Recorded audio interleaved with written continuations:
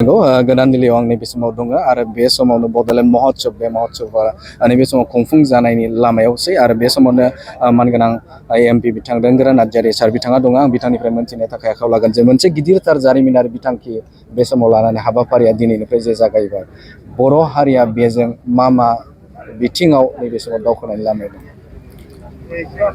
बे बुब्लियावहाय आं गिबियावनो बड'फा उपेन्द्र ब्रह्मखौ बिथांखौ आं गोसोखांगोन। बिथाङा बुंदोंमोन जे बर' माहारिखौ बुहुमाव गेरेमसा माहारि हिसाबै जोङो दानांगौ आरो बिनि थाखाय बिथाङा मोनसे प्लेनिं लानानै खामानिखौ मावदों आरो बेखौ बिथा खालामनानैनो बर' माहारिया दिनैहाय खामानिखौ मावगासिनो दङ। दिनै जोङो मोनसे समाव अधिकारनि थाखाय गोदान दिल्लीयाव जों फैदोंमोन, आन्दलन खालामफैदोंमोन।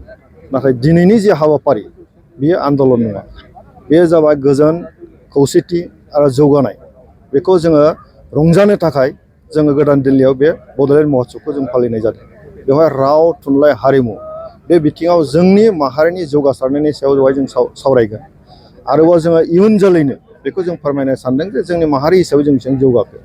दा बेवहाय गोजोनथाव बाथ्राया बेनो जे बे हाबाफारियाव जोंनि भारतनि गाहाय मन्त्रि नरेन्द्र मदि बिथाङा दिनै बाहागो लासिगोन आरो बिथांनि जे बाहागो लानाय बे जोंनि थाखाय बिराद गिदिर मोनसे थुलुंगा।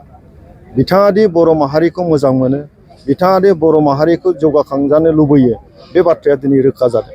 आरो भारत बायदि बिराद गिदिर मोनसे देश, बेनिनो गाहाय मन्त्रि बिथाङा जोंनियाव बहाय फैगोन। जोंनि हास्थायनायखौ बिथाङा दिनै सुफुंनानै जोंजों बाहागो लानो फैगोन। बिनि थाखाय आं बिथांखौ रोजा रोजा साबायखर बावो।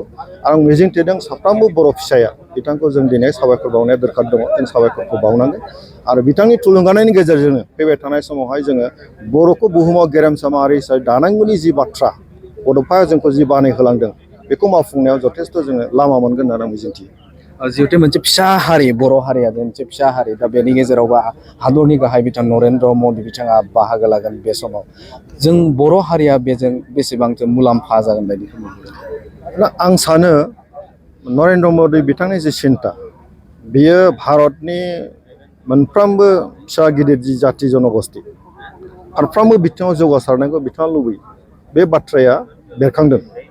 खारन बड'लेण्ड टेरिटरियेल काउन्सिला मोनसे फिसा काउन्सिल, बियो आसामनि सिङावनो मोनसे फिसा काउन्सिल आरो जोंनि बर' माहारिया बेवहाय बुंनो थाङोबा बेसेबां दङ, 20 लाख 25 लाख दङ। दा 20 लाख 25 लाख बर'फोरनि सार्थआव बिथाङा दिनै जोंजों बाहागो लानो फैदों।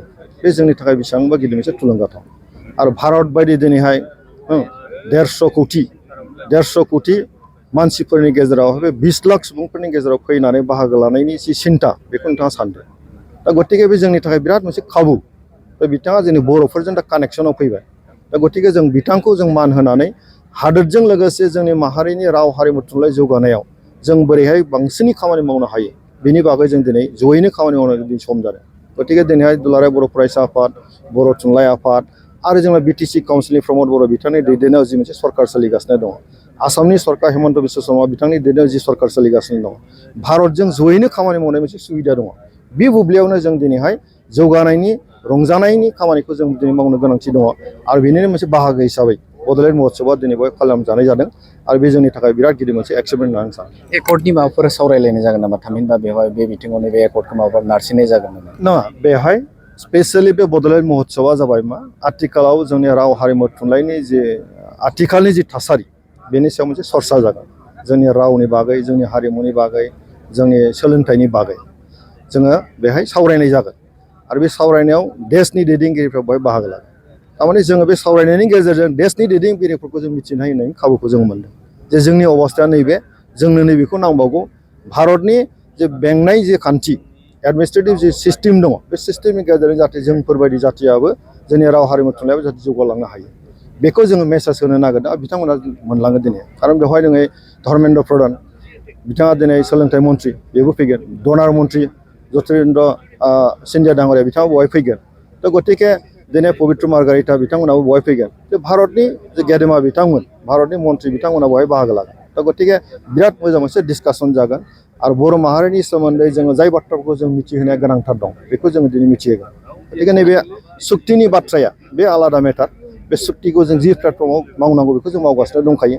हम मिनिस्ट्रिया बेखौ टेक अफ खालामगासिनो दंखायो।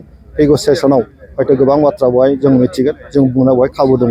गतिके एबारनि जि मोनसे महत्सब बेयो जोंनि जे सुक्तिनि जे दफाफोर बे दफा सायाव सावरायनायनि बाथ्रा गैया। सक्ति खालामखांनायनि उनावहाय गोजोन सान्थि फैखांनायनि उनावहाय जौगानायनि खामानि मावबाय थानाय समावहाय जोंनि राव हारिमु थुनलाइनि बिथिंनि सायाव जोङो बेवहाय गोग्गोमै जों सावरायगोन। नंगौ बिथाङानो जादोंमोन मानगोनां एमपि रायजो सभानि एमपि रोंगोरा नार्जारि।